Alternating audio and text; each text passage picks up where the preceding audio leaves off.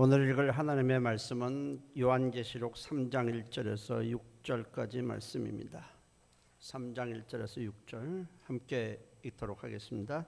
사대교회 사자에게 편지하라. 하나님의 일곱 영과 일곱 뼈를 가지신 이가 이르시되 내가 네 행위를 아노니 네가 살았다 하는 이름은 가졌으나 죽은 자로다.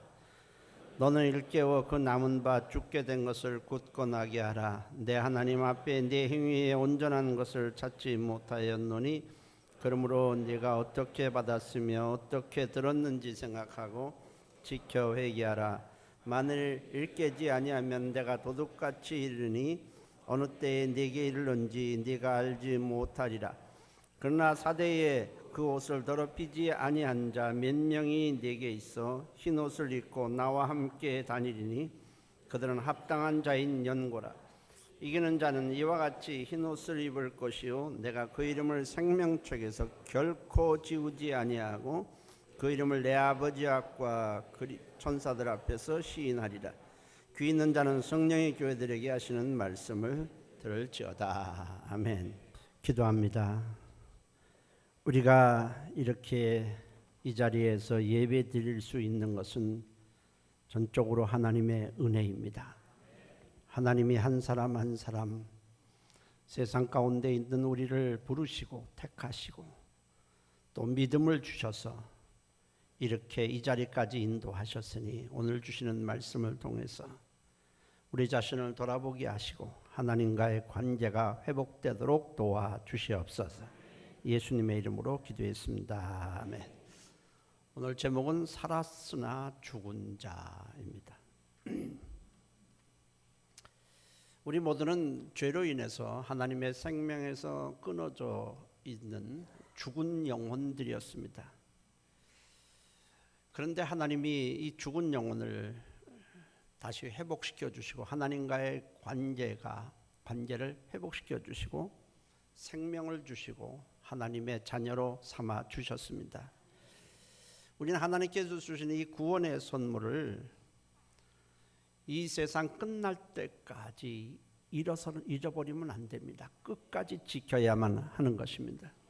그러나 안타깝게도 신앙생활을 하다가 중도에 믿음이 이탈하는 자들이 우리 주변에는 많이 있습니다. 디모전서 4장 1절에는 성령이 밝히 말씀하시기를 후일에 어떤 사람들이 믿음에서 떠나 미혹하는 영과 귀신의 가르침을 따르리라 했습니다. 결국 믿음에서 이탈하면 하나님이 주시는 생명을 잃게 되고 그 영혼은 결국 파멸하고 맙니다. 우리가 이단에 넘어가서만 우리 영혼이 죽는 것은 아닙니다.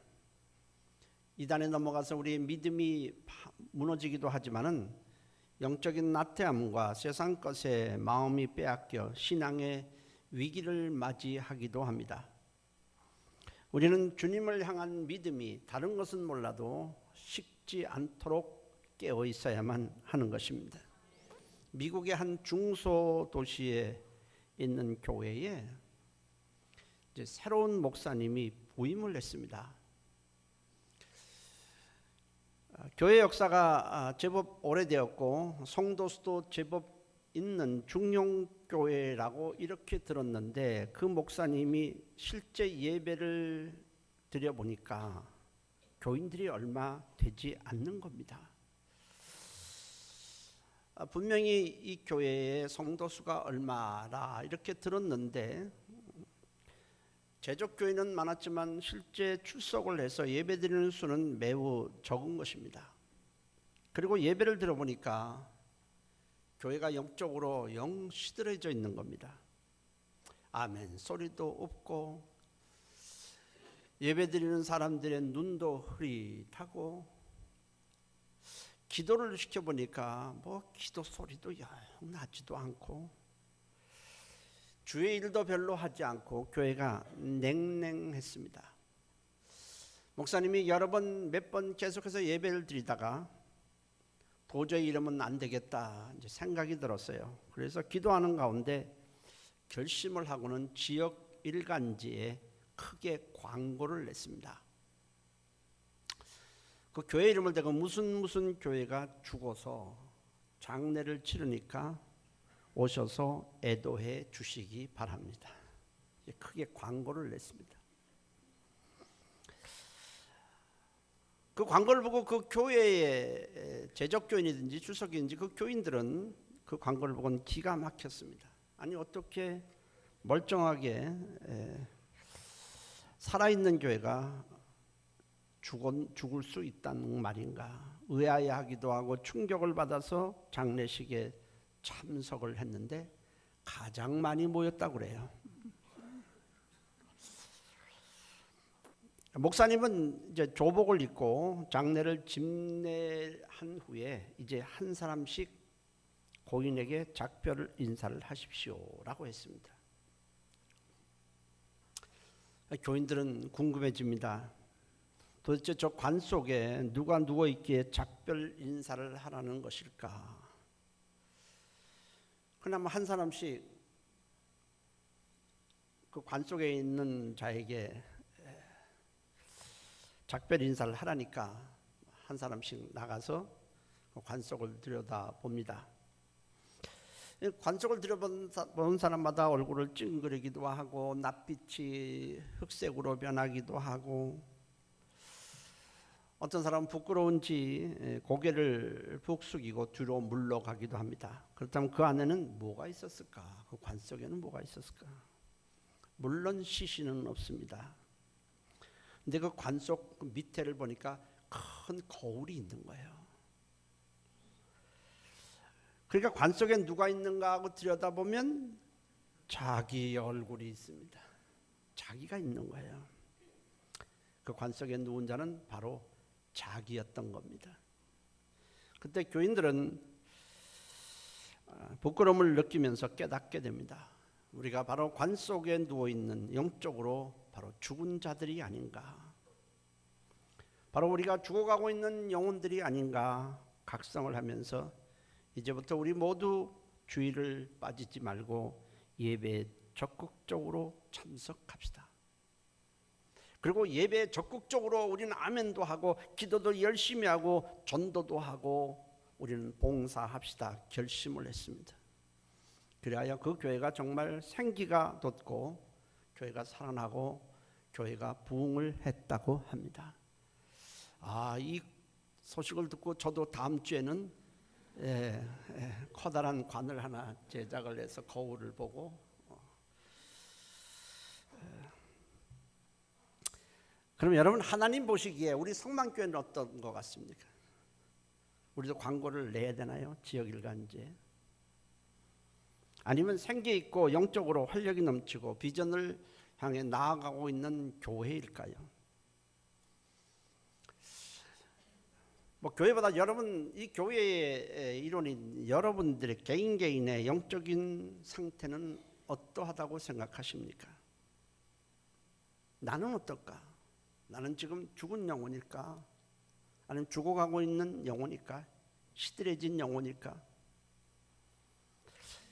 우리 교회는 우리가 만들어 가야 하는 것입니다. 어떤 성도는 교회 와서 우리 교회에 부족한 것을 자꾸 들춰내고 부족한 것만 말합니다. 자기가 살릴 생각은 전혀 하지 않습니다. 여러분 우리가 가정이라고 한번 생각을 해보십시오. 한 가정이 있는데 아내는 아내대로 남편에게 당신이 이래서 이렇다고 계속 불평을 합니다. 남편은 계속 또 아내에게 당신이 이러니까 우리 가정이 이 모양이라고 또 얘기를 합니다. 자식은 자식대로 집에 와서 우리 가정은 왜 이 모양이냐고 계속 또 불평을 해야 됩니다. 가만히 보니까 가족 식구들 중에서 아무도 내가 이 가정을 살려야 되겠다는 생각은 별로 없어요. 가정이나 교회 누가 만들어 가야 되겠습니까? 대신 누가 만들어 주지는 못하는 것입니다. 우리 목장은 왜 이런 사람들만 있냐? 우리 목장은 왜 안 모이는 사람들만 있냐?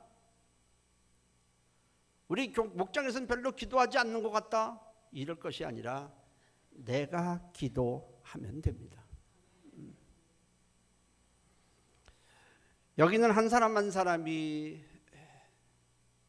말씀에 이끌리고 기도하고 성령에 이끌려서 신앙 열정이 살아난다면 교회는 계속 부흥하고 성장하게 될 것입니다. 우리 한 사람 한 사람이 만들어가는 것입니다. 아멘. 다 같이 아멘, 아멘. 다른 사람이 해주기를 바라는 것은 마땅하지 않습니다. 본문은 주님께서 사도 요한을 통해 사대교회에게 보낸 편지 내용입니다. 예수님 말씀하십니다. 사대교회 성도들에게 말씀하실, 내가 네 행위를 아노니 네가 살았다는 이름은 가졌으나 죽은 자로다 했습니다. 당시 사대교회는 분명히 존재하는 교회였습니다. 분명히 성도들이 모여서 예배를 드리고 있는 교회인데 주님은 죽은 교회라고 말씀을 하십니다. 교회마다 부족하고 연약한 부분은 있겠지만은 그렇다고 존재하고 있는 교회를 죽었다고까지 말씀하실 필요는 없지 않을까. 근데 여러분, 하나님 보시기에 우리가 교회 다니고 있어도 하나님이 보시기에는 육체는 살아있으나 영혼에 하나님의 생명이 없는 자는 죽은 자고, 육체는 죽었으나 영혼에 하나님의 주시는 생명이 있는 자는 산 자입니다. 결국 살았느냐 죽었느냐가 문제가 아니라 그 영혼에 하나님의 생명이 있느냐 없느냐로 하나님은 산 자와 죽은 자를 구별하시는 것입니다. 주님 말씀입니다. 마태복음 22장 32절에 나는 아브라함의 하나님이요 이삭의 하나님이요 야곱의 하나님이라 하신 것을 읽어보지 못하였느냐. 하나님은 죽은 자의 하나님이 아니요 살아있는 자의 하나님이시라고 그랬습니다. 나는 아브라함의 하나님이요 이삭의 야곱의 하나님이라. 나는 죽은 자의 하나님이 아니고 살아있는 자의 하나님이라고 했는데, 주님이 이 말씀하실 때 이미 아브라함과 이삭과 야곱이라는 사람은 세상에 있지 않습니다. 오래전에 죽은 사람들입니다. 그런데 하나님은 그들의 하나님이라고 말씀을 하십니다. 그들은 이미 죽었지만은 하나님은 하나님은 내 앞에 그들이 여전히 살아있다라고 말씀을 하십니다.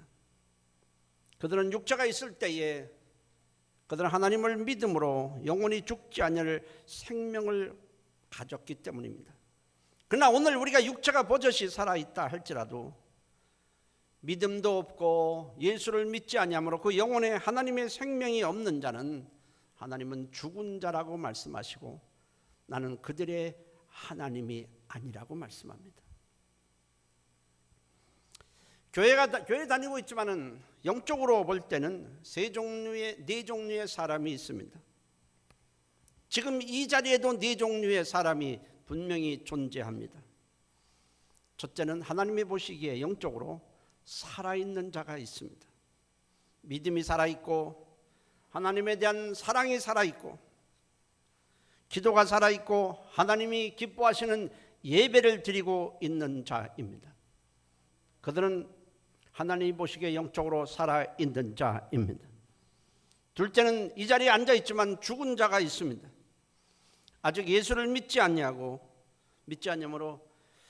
죄 가운데 있고 아직 영혼이 살아나지 못했고 구원을 받지도 못했고 그 안에 하나님의 생명이 아직 없는 자입니다.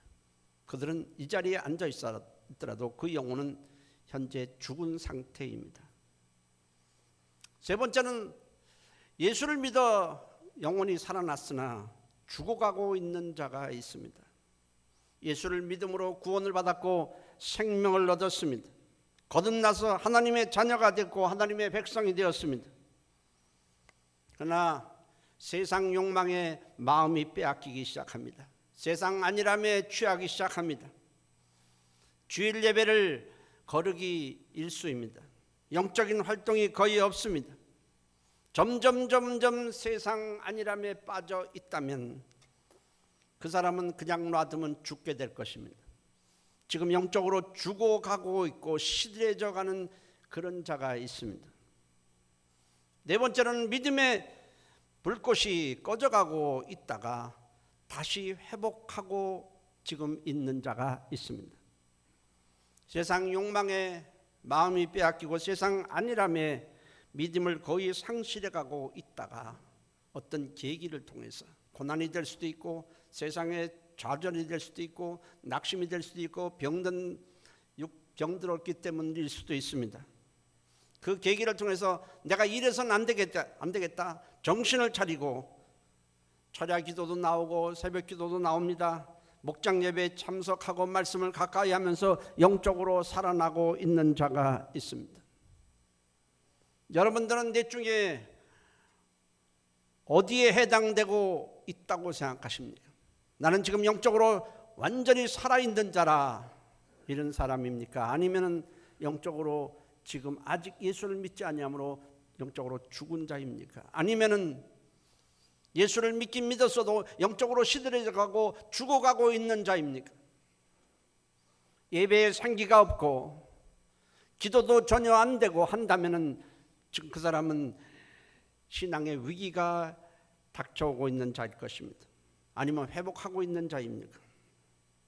하나님께서 사대교회 성도들을 향해서 죽었다고 말씀하시는 것은 그들을 불쌍히 여기고 다시 살리고 싶어서입니다.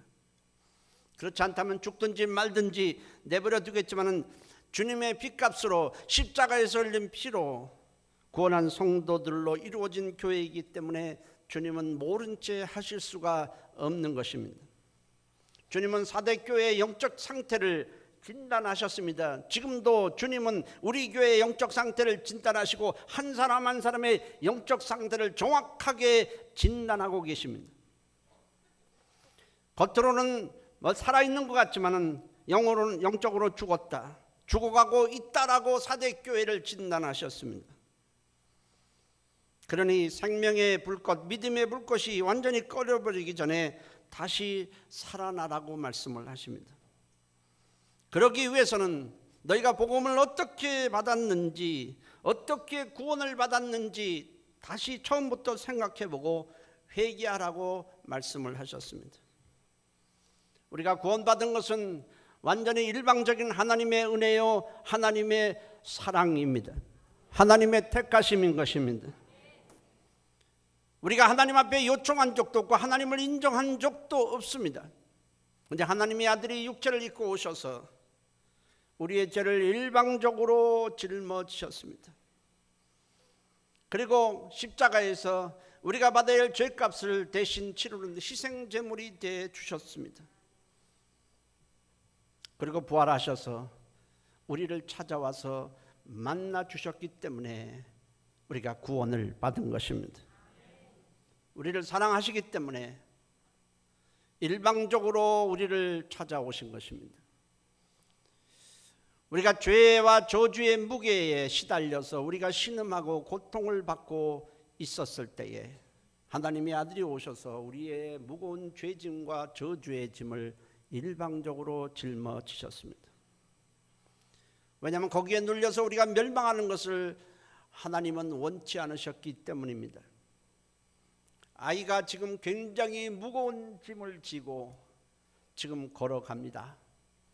가다가 그 무거운 짐에 눌려서 쓰러지기도 하고 넘어지기도 합니다. 그러나 그 아이는 그 무거운 짐을 내려놓을 수 없는 상황이라면 우리는 어떻게 그 아이를 보고 그냥 지나치겠습니까? 만일 내가 그 아이를 사랑하고 있다면 우리는 그 아이를 그냥 지나칠 수가 없을 것입니다. 그 아이의 무거운 짐을 내가 대신 짊어지게 될 것입니다. 하나님은 우리를 너무 사랑하십니다. 우리가 죄와 저주의 짐에 무거운 짐에 눌려서 신음하고 호덕이지만은 그것을 내려놓지 못하고 고통을 당하다가 결국 멸망당하는 것을 하나님은 그냥 놔두실 수가 없어서 일방적으로 하나님의 아들이 오셔서 우리가 지고 있는 이 죄짐, 저주의 짐, 이 온갖 무거운 짐을 일방적으로 대신 지시고 십자가에다 못 박으셨습니다. 이것이 하나님의 사랑입니다. 그리고 부활하셔서 우리를 찾아오셔서 내가 너를 사랑한다. 내가 너를 위해서 십자가를 졌다. 나는 너의 구세주다 알려주시고 믿음을 주셔서 우리가 예수를 믿게 되고 구원을 받게 되고 생명을 얻게 되고 우리는 하나님을 아버지라고 부르고 있는 것입니다. 전적으로 100% 하나님의 은혜요 사랑인 것입니다. 그것을 우리가 정말 안다면, 정말 우리가 깨닫고 있다면, 그 지식이 확실하다면 우리는 세상 욕망과 안일함 때문에 하나님이 주신 이 엄청난 은혜를, 생명을 잃어버리는 어리석음은 절대로 범하지 않게 될 것입니다. 만일 회개하지 아니하고 영적으로 다시 깨어날 생각을 하지 않고 여전히 세상 안일함에 빠져 있다면 주님은 도둑같이 갑자기 와서 심판하시겠다고 경고를 하십니다. 그러나 주님의 말씀을 듣고 회개하고 세상 안일함과 나태함과 영적 교만에서 돌이킨다면 흰옷을 입혀 주시겠다고 하셨습니다. 흰옷이라는 것은 예수를 믿음으로 죄사함을 받고 구원받은 자만이 입는 거룩한 옷을 가리킵니다. 그리고 그들의 이름을 하늘나라의 생명책에서 결코 지우지 아니하고 그의 이름을 내 아버지 앞과 천사들 앞에서 시인해 줄 것이라고 주님은 말씀을 하셨습니다. 이 말씀을 우리가 반대로 한번 생각해 보면 이렇습니다. 예수를 믿어 구원을 받고 생명을 얻어서 천국 백성이 돼서 하늘나라의 생명책에 우리 이름이 기록되었을지라도 세상 안일함과 욕망에 빠져서 주님을 멀리하고 있다가 영원히 죽게 되면 생명책에 기록된 이름을 지울 것이라는 의미입니다. 결코 지우지 아니한다라고, 너희가 회개하고 돌이키면 지우지 아니한다라고 말씀하신 것은 너희가 회개하고 돌이키지 아니하면 지우겠다는 말씀이 되는 것입니다. 하나님이 우리를 모르신다고 한다면 우리 중에 구원받을 자는 한 사람도 없습니다. 여러분들은 자기의 이름이 하늘나라의 생명책에 지금 기록이 되어 있다고 여러분들은 확신하십니까? 확신하시는 사람만 아멘 하시기 바랍니다. 많지는 않네요. 하늘나라의 생명책에 내 이름이 기록되어 있지 않다면 우리는 불못에 던져지게 되는 것입니다. 계시록 20장 15절에 누구든지 하늘나라의 생명책에 기록되지 못하는 자는 불못에 던지우리라고 말씀을 하십니다. 사대교회에 대해서 말씀을 하셨는데 이 사대라는 도시는 당시 루디아라는 나라의 수도였습니다. 이 사대는 금제련을 잘해서 많은 부를 누렸지만 그로 인해서 영적으로 안일해지고 잠들어 버렸습니다. 이 사대라는 도시는 450m나 되는 깎아지른 절벽 밑에 세워진 도시였기 때문에 어떤 외부의 공격에도 끄떡없는 천연 요새였습니다.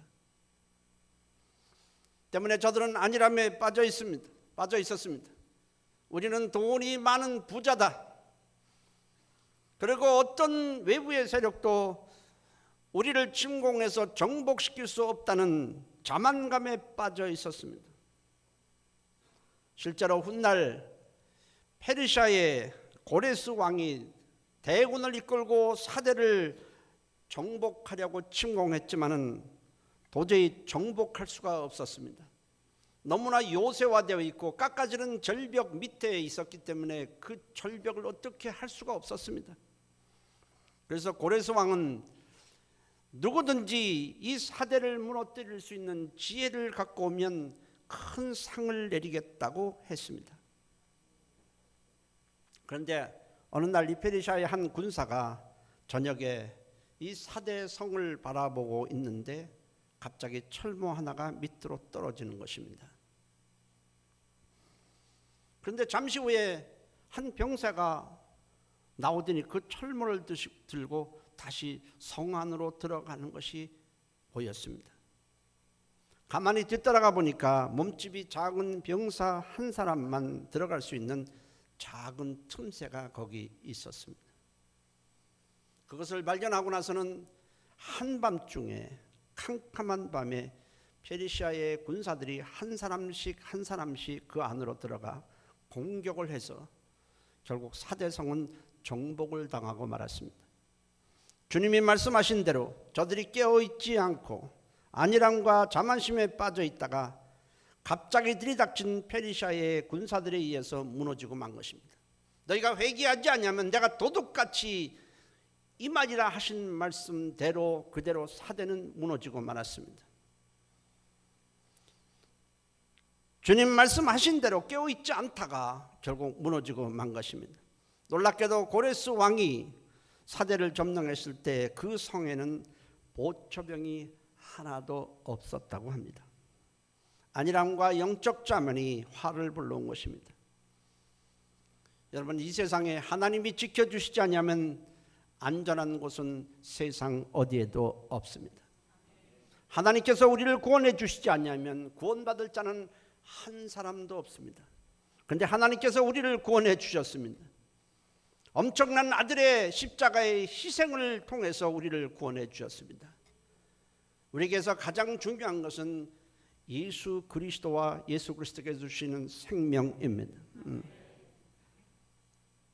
사대가 무너졌지만은 그런 사대교회 성도들만의 문제만은 아닙니다. 오늘도 우리가 영적으로 깨어있지 않고 있다면 언제 갑자기 우리에게 어려움이 닥칠지 모릅니다.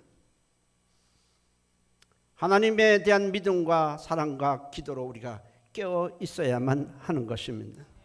저사랑전서 5장 2절 6절에 주의 날의 밤에 도둑같이 이를 줄을 너희 자신이 자세히 알기 때문이라. 그들이 평안하다 안전하다 할 그때 임신한 여자에게 해산의 고통이 이른과 같이 멸망이 갑자기 그들에게 이르리니 결코 피하지 못하리라. 형제들아, 너희는 어둠에 있지 아니하며 그날이 도둑같이 너에게 임하지 못하리니 너희는 다 빛의 아들이요 낮의 아들이라. 우리가 밤이나 어둠에 속하지 아니하나니 그러므로 우리는 다른 이들과 같이 자지 말고 오직 깨어 정신을 차릴지라. 이 말씀은 주님의 재림에 대한 말씀이기도 합니다. 사람들은 주님의 재림을 얘기하면 비웃습니다. 언제 주님이 재림이 오시는가? 저들은 주님의 재림에 대해서 여러 번 들으면서도 깨어있을 생각을 하지 않고 여전히 세상 안일함과 세상에 취해 있습니다. 그러다 갑자기 주님이 재림하시게 될 때 저들은 기회는 이제 더 이상 없습니다. 영원히 부끄러움을 당하고 불못에 던져지게 될 것입니다. 우리는 오늘 밤이나 내일이나 언제나 주님이 오시더라도 주님을 맞이할 수 있는 영적으로 깨어 있어야 하는 것입니다. 이건 재림에 대한 말씀이기도 하지만 영적으로 잠들지 않고 깨어 있으라는 말씀을 무시한 자들에 대한 하나님의 심판성 경고이기도 하는 것입니다. 영국 옥스퍼드 대학의 앤디 하트로프라는 교수가 우리나라를 방문을 했습니다. 그는 영국 교회가 물질주의와 세속주의에 떠내려가고 있는데 한국 교회를 보니까 한국 교회도 그대로 닮아가고 있다라고 했습니다. 영국인들의 삶은 우리하고 다를 바가 사실 없습니다. 영국인들이 추구하는 삶이라는 것은 여행, 영화, 음악 또는 육체의 건강, 헬스죠. 또 다양한 취미 생활, 그것들이 대부분인데 사실 우리도 그렇죠. 우리가 추구하는 삶이라는 게 다 그래요. 여행, 영화, 음악, 여러 가지 취미 생활 또는 몸매를 날씬하게 하기 위한 여러 가지 헬스 그런 것들이죠. 영국도 그런데 대부분인데 막상 거기는 하나님을 위한 시간은 없다는 것입니다. 영국 사람들의 상당수가 하나님을 믿고 있다고 말은 하지만 그들 대부분은 하나님이 계시지 않는 것처럼 살아가고 있다는 것입니다. 하나님을 말하면서도 하나님이 없는 사람처럼 살아가고 있다는 것입니다. 영국교회 주일에 출석하는 출석 인원은 계속 줄어들고 있고, 영국이 하나님의 은혜로 경제 대국을 이루고 경제 발전을 이루었지만 이제는 여가를 즐기자는 방향으로만 가고 있고 주님을 삶의 언저리 변두리로 내몰고 있다고 했습니다. 우리들도 예수를 믿는다면서도 예수님을 삶의 변두리로, 삶의 가장자리로 밀어내고 있지는 않습니까? 여러분들의 삶의 중심은 예수님입니까? 아니면 여러분들의 여가입니까? 여행입니까? 취미생활입니까? 로마서 13장 12절 14절에 밤이 깊고 낮이 가까웠으니 그러므로 우리가 어둠의 일을 벗고 빛의 갑옷을 입자. 낮에와 같이 단정히 행하고 방탕하거나 술 취하지 말며 음란하거나 호색하지 말며 다투거나 시기하지 말고 오직 주 예수 그리스도로 옷 입고 정욕을 위하여 육신의 일을 도모하지 말라 했습니다. 어떤 과학자가 실제로 실험한 내용입니다. 아주 미지근한 물에 개구리를 집어넣고는 아주 조금씩 별로 느끼지 못할 만큼 아주 조그만 불로 열을 가합니다. 그러면 개구리는 그 온도의 변화를 느끼지 않고 그대로 있습니다. 그러다가 시간이 계속 지나가서 나중에는 뜨거운 물이 되어도 개구리는 거기에 적응을 해서 얼마든지 밖으로 뛰쳐나올 수 있음에도 불구하고 그대로 있다가 삶아지고 말았다는 것입니다. 처음부터 뜨거운 물에 집어넣었다면 개구리가 뛰쳐나왔겠죠. 그러나 서서히 장시간을 두고 그대로 있으니까 적응하다가 그냥 삶아지고 만 것입니다. 홍 냄비 속에 개구리처럼 서서히 영혼이 죽어가고 있는데도 깨닫지 못하고 있다가 영적 죽음에 이르러서는 안 되는 것입니다. 이렇게 죽어가고 있는 사대교회지만 주님은 아직 저들에게 소망이 있다고 말씀을 하셨습니다. 계시록 3장 4절에 그러나 사대에 그 옷을 더럽히지 아니한 자 몇 명이 내게 있어 흰옷을 입고 나와 함께 다니니 그들은 합당한 자인 영고라고 했습니다. 옷을 더럽히지 않는 자가 있다. 세속에 물들지 않고 영적인 성결을 유지하고 있는 자가 있다는 것입니다. 하나님은 그들을 통해서 죽어가고 있는 사대교회를 살릴 수 있다라고 말씀을 하십니다. 우리 한 사람 한 사람이 세속에 옷을 더럽히지 않고 흰옷을 입은 자가 된다면 우리는 이웃의 죽은 영혼을 살릴 수 있고 목장을 살릴 수 있고 교회를 살릴 수 있습니다. 에베소 5장 13절에 그러므로 이르기를 잠자는 자여 깨어서 죽은 자들 가운데서 일어나라 그리스도께서 너에게 비추시라고 했습니다. 하나님은 애굽의 노예로 살던 이스라엘 백성들을 일방적인 은혜로 구원하셨습니다. 그리고 가나안 땅을 저들이 살 수 있는 삶의 터전으로 주셨습니다. 그러나 그 조건이 하나 있었습니다. 너희가 나를 경외해야 된다는 겁니다. 내가 주는 말씀에 귀를 기울여야 된다는 것입니다. 그리고 가나안 땅에 들어가서 너희가 우상을 섬기면 안 된다는 조건이 단서가 붙었습니다. 그러나 이스라엘 백성들은 처음에는 하나님을 경외하고 하나님의 구원을 찬송하고 애굽의 노예에 있던 우리를 구원해 주신 하나님의 그 엄청난 사랑에 감격을 하고 찬송을 했습니다. 그러나 시간이 흘러갑니다. 시간이 점점 흘러갑니다. 세속의 물결이 스며듭니다. 한 사람 한 사람을 우상을 섬기기 시작합니다. 마치 개구리가 서서히 죽어가고 있는 것처럼 저들이 영적으로 죽어가고 있었습니다. 나중에는 돌이킬 수 없을 정도로 영적으로 너무 심히 잠들어 있고 죽어가고 있었습니다. 하나님께서 선지자들을 보내고 하나님의 말씀을 전해주지만 저들은 하나님의 말씀을 들을 생각을 전혀 하지 않습니다. 결국 하나님은 바벨론을 끌어들여서 이스라엘을 무너뜨렸습니다. 이스라엘 백성들이 바벨론에 이끌려 저들은 이제 고통의 나날을 보내고 있었습니다. 하나님에 대한 소망도 잃어버렸고 하나님에 대한 믿음도 완전히 상실해버렸습니다. 그때 하나님은 환상 중에 에스겔 선지자를 한 골짜기로 인도하시는데 그곳에는 죽은 사람들의 뼈만 가득한 곳이었습니다. 하나님은 에스겔 선지자에게 말합니다. 내가 저 죽은 뼈라도 마른 뼈들이라도 생기를 불어넣으면 저 죽은 뼈들이 살아날 것이라고 말씀을 하십니다. 에스겔서 37장 5절에 주 여호와께서 이 뼈들에게 이같이 말씀하시기를 내가 생기를 너에게 들어가게 하리니 너희가 살아나리라 했습니다.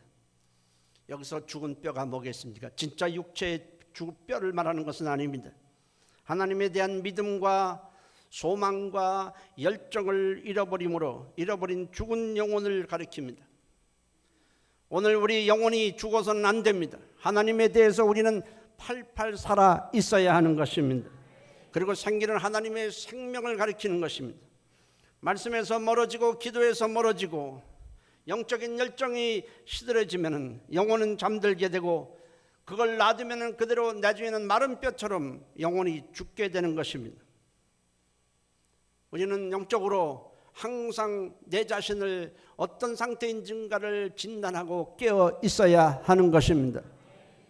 개구리가 죽는 것은 어느 한순간에 죽는 것이 아닙니다. 사람들이 영원히 죽고 믿음에서 떠나는 것을 보면 어느 한순간에 그렇게 되는 것은 아닙니다. 서서히 죽어가고 있다가 내중에는 교회를 떠나고 예수를 떠나는 것을 보게 되는 것입니다. 하나님께서 이스라엘 백성들에게 하나님의 백성들에게 7일마다 주일을 구별하셨습니다. 이건 내 날이다. 이 날을 절대로 보면서는 안 된다. 이 날을 나에게 바쳐라 하시는 것은 우리에게서 시간을 강제로 빼앗기 위함이 아닙니다. 일주일에 한 번씩은 하루는 하나님께 바치도록 한 이유가 뭐겠습니까? 그것을 그대로 놔두면 믿음이 무너지기 때문에 그렇습니다. 그래서 하나님께서 주일을 이렇게 구별하신 이유가 여기 있습니다.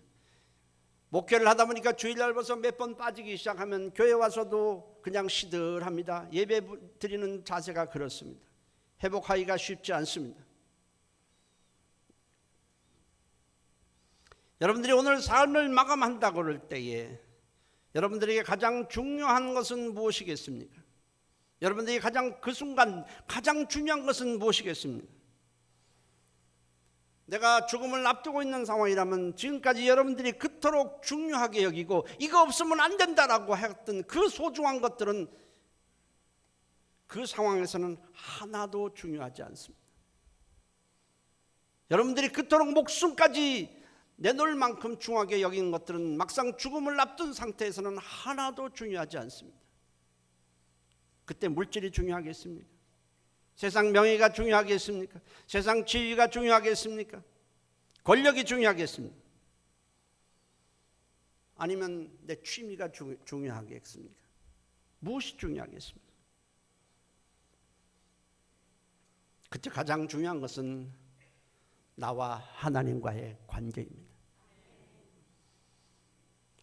내가 과연 천국에 내가 지금 1시간 후에 2시간 후에 3시간 후에 내가 목숨이 끝난다면 내가 과연 하나님 앞에 갈 수 있을까?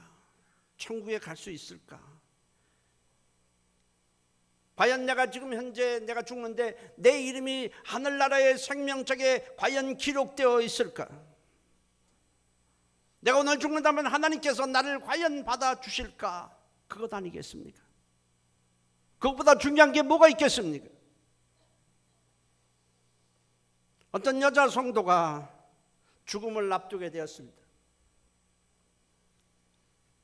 근데 너무 큰 병에 걸려서 이제는 소생할 가능성이 전혀 없습니다. 근데 아이가 어립니다. 죽음을 앞둔 상황에서 그 병에 걸렸을 때 그 엄마의 생각은 아이의 생각에 맞춰져 있습니다. 내가 죽으면 아이는 어떻게 되지? 아직 아이는 어린데 내가 죽으면 아이는 어떻게 되지? 생각을 하게 됩니다. 점점 시간이 흘러서 죽음을 점점 목전에 두게 됩니다. 남편 걱정도 하고 자식 걱정도 하고 여러 가지 걱정을 하다가 점점 죽음이 임박해 오면 왔을 때 그 여자 성도는 이제는 자식도 아닙니다. 남편도 아닙니다. 하나님과의 자기와의 관계가 가장 중요했습니다. 과연 내가 1시간 후에, 이제 몇 시간 후에 내 목숨이 끝난다면 나는 과연 천국에 갈 수 있을까? 혹시 내가 불못에 영혼이 던져지는 것은 아닐까? 그렇게 생각이 든다고 했습니다. 여러분, 우리가 살아있기 때문에 여러 가지 중요한 것들이 많을 것입니다. 그러나 예수보다 귀한 것은 없습니다. 세상 것에 마음이 흔들려 빼앗겨서 영적으로 잠들지 마시고 영적으로 깨어 있으시기를 주의 이름으로 축원합니다. 죽어가는 영혼을 살리는데 우리가 세워지고 쓰임 받으시기를 주의 이름으로 축원합니다. 할렐루야. 통성으로 기도합니다. 하나님, 다른 것은 몰라도 영적으로는 시들지 않게 도와주세요. 다른 것은 좀 부족해도 영적으로 깨어있게 도와주세요. 안일함과 자만에 나중에 되겠지, 자만에 빠지지 않도록 도와주세요. 하나님, 이 시간도 우리가 부르짖습니다. 하나님, 내가 잘못했습니다. 회개합니다. 나를 살려주옵소서. 영적으로 살아나게 도와주옵소서. 우리 다 같이 주여 한번 하시고 동성으로 기도합니다. 주여, 살아계신 하나님 아버지, 우리를 살려주시고 영적으로 깨어나게 도와주시옵소서. 우리가 자칫 세상의 물질과 세상의 안일함에 빠져서 영적으로 죽어가고 있다면, 시들해져가고 있다면 하나님의 아들이 십자가에서 피 흘려 우리를 구원해 주시고 생명 주신 그 생명을 잃어버릴 수 있습니다. 하나님, 우리 자신을 돌아보게 하시고 우리 자신이 깨어나도록 하나님이 역사하시고 인도하여 주시옵소서. 우리가 영적으로 병들지 않게 도와주시고 우리가 처음에 가졌던 주님과의 사랑을 회복하게 도와주시고 주님을 향해 가졌던 뜨거움을 회복하도록 하나님이 도와주시옵소서. 하나님, 우리를 불쌍히 여겨주시고 살려주셔서 사대교회 성도들에게 주님이 하시는 말씀처럼 살았으나 죽은 자라더라 라는 말씀을 듣지 않도록 하나님, 우리 깨어나도록 하나님이 역사하시고 인도하여 주시옵소서. 하나님, 세상에 빠지지 않도록 하나님이 도와주시옵소서. 예수님의 이름으로 기도했습니다. 아멘. 살아계신 하나님, 예수님, 우리를 살리기 위해 십자가에서 몸짓고 피 흘린 그 엄청난 순환을 당했습니다. 그것도 우리는 모르고 있었지만 부활하신 예수님이 우리를 택하시고 불러주셔서 믿게 하시고 생명 주셨습니다. 우리가 처음에 그 은혜를 받았을 때 우리는 감격했고 우리는 기뻤습니다. 주님을 향한 사랑이 있었고 열정이 있었습니다. 그러나 시간이 지나면서 우리는 마치 개구리처럼 서서히 영적으로 죽어가고 있습니다. 하나님, 우리를 살려주시옵소서. 주님을 향한 열정이 살아나게 하시고 기쁨이 살아나게 하시고 기도가 살아나게 도와주시고 사랑이 살아나도록 인도해 주시옵소서. 에베소 교회 성도들에게 주님 말씀하시기를 처음 사랑을 버렸다라고 말씀합니다. 주님이 우리를 구원하신 이 엄청난 사랑 한순간도 잊지 아니하고 주님과의 관계를 늘 회복하도록 도와주시옵소서. 예수님의 이름으로 기도했습니다. 아멘.